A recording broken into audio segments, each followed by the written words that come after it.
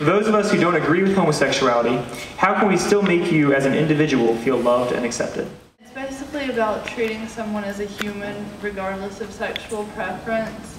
Just, you don't have to agree with how they feel, but respect, love as a person, and just treat them as you would want to be treated, even if you don't agree.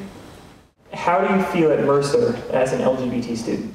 As of right now, I feel really accepted. Like, I come from the small town, mega conservative Southern Baptist place kind of thing, and so coming here is actually, I wasn't open there, and here it's like everyone I've met pretty much has been really accepting and open. I mean, so far I've had just good experiences with it here. It's a lot more open than where I came from. I don't know how it compares to other places, but it's been a good experience. How has your sexual preference affected your college experience? I went to my first gay bar last week. I mean, you can do that if you're straight, but it's kind of something you feel like you should do at least once if you're part of the LGBT community. Otherwise, having a girlfriend on campus and just not really being sure of how people are going to take the news if they hear it from somebody else or if you tell them, but otherwise it's been pretty normal. How did your freshman year roommates handle you being gay?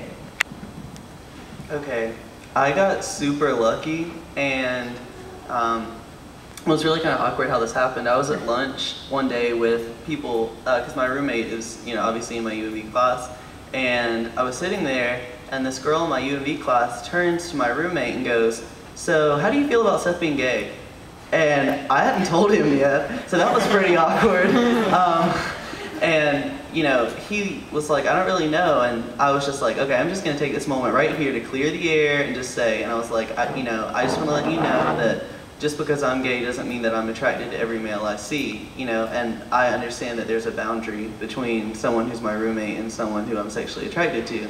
And he took it really well, and he's just like, as long as you don't try anything, I'm cool, so. How difficult was it for you to come out to your friends? And what advice would you give to a person trying to come out? It's difficult. I mean, it's always really, really hard when you finally come to that realization. A lot of you guys have heard this story, but I'm going to tell you it again. When I was in 6th grade, it was Tom Baranowski's legs that did it for me. I was sitting in orchestra class and I looked over and I was like,